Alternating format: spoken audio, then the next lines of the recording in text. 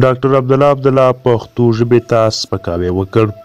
سلام او مینه دوستانو، یوې بلې نوې ویډیو ته درته راغلاست وایم. چینل سبسکرایب کړئ او څنګ کې ورسره د بیل نښان مو وهئ. په افغانستان کې دوه ژبې پښتو او دري ملي ژبې دي او د قانون پر اساس باید هر څوک دواړه ژبې زده کړي.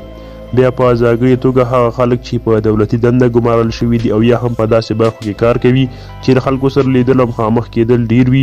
خو د افغانستان اجرایي رئیس ډاکټر عبدالله په ښکاره له پښتو ژبې سره خپل تعصب ښکاره کړ او له امریکا غږ اشنا تلویزیون چې پښتو تلویزیون دی د مرکې پر مهال یې ورته وویل چې که په پښتو ژبه کې ترې پوښتنه کوي نو دی به ورته ځواب نه ورکوي. په افغانستان کې ژبني تعصب ته تل په لوړو چوکیو ناستو خلکو لمن وهلې ده او هڅه یې کړې ده چې خلک د ژبې په لحاظ بیل کړي او د یو بل پر ضد یې کړي، چې دا هم د ډاکټر عبدالله نوې هڅه ده چې غواړي پښتانه او دري ژبې سره بیل کړي او ترمنځ یې تعصب ته لمن ووهي. د افغانستان په مهمه څوکۍ ناست ډاکټر عبدالله چې له پښتو ژبې ویلو څخه انکار کوي نو په دې کې څه لامل کیدی شي، ځکه هغه په پښتو ژبه روانې خبرې کولی شي او هیڅ ستونزه نه لري، خو بیا هم له پښتو ژبې ویلو څخه انکار کیږي. ټاکنو ته ورځې نږدې دي او په داسې وخت کې د سیاسي اړتیا او څوکۍ لپاره هم دا لازمه ده چې باید د ولس د راخپلولو لپاره هر هغه څه وشي چې د خلکو کرکه راونه پاروي. خو په داسې وخت کې هم ډاکټر عبدالله پښتو ژبې ته سپکاوی کوي او د افغانستان د اساسي قانون څخه سرغړونه کوي او پښتو ژبې ته سپک ګوري. د ډاکټر عبدالله دې کار پښتانه سخت غوسه کړي دي.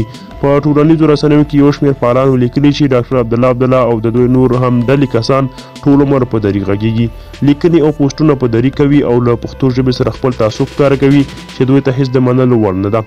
په افغانستان کې په دولتي ادارو کې دا خبره له ډیر وخت راهیسې را روانه ده چې په دولتي ادارې کې پښتو ژبو ته ځای نه ورکول کیږي او ان په لیکنې بڼه خو لا پرېږده. په دولتي ادارو کې څوک له مراجعینو سره په پښتو ژبه خبرې هم نه کوي، حال دا چې د افغانستان ډیر شمېر نفوس پښتانه دي او ډیری چې له کلیوالي سیمو څخه ښار ته د کارونو لپاره راځي نو هغوی له دري سره پوره بلدتیا نه لري.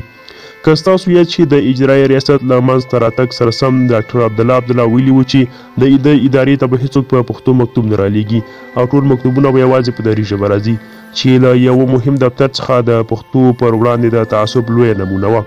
تیرو ورځو کې ولسمشر اشرف امر وکړ چې د کابینې ټولې غونډې دي د دري ژبې ترڅنګ په پښتو ژبه هم لیکل کیږي.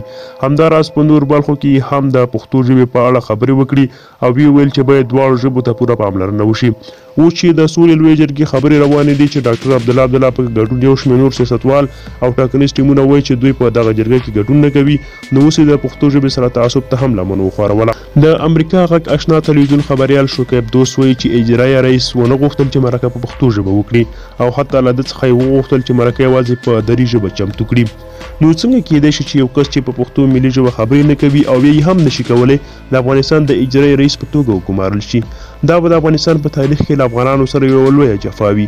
له دې نه دا هم جوتېږي چې اصلا د سولې طرفدار نه دی، چې ګواکې پښتانه به یو ځل بیا اقتدار ته ورسیږي او د دوی پر واکمنۍ به سیوري وغوړوي.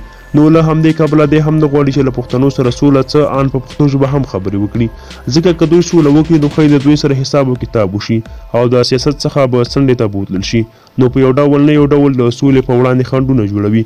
له ټولو ولس څخه مې غوښتنه دا ده چې باید د داسې خلکو په ضد راپاڅېږئ او د دوی مخنیوی وکړي، ځکه چې دا خلک یوې خواته د سولې خنډ دي نو بل خواته د ولسونو ترمنځ تعصب او کرکې خورولو ته هم لار جوړوي. نو ملګرو، که چېرته تر سره موافق یاست دغه ویډیو شریکه کړئ او که چېرته مو خوښېږي لایک یې کړئ. تر بیا د الله په امان.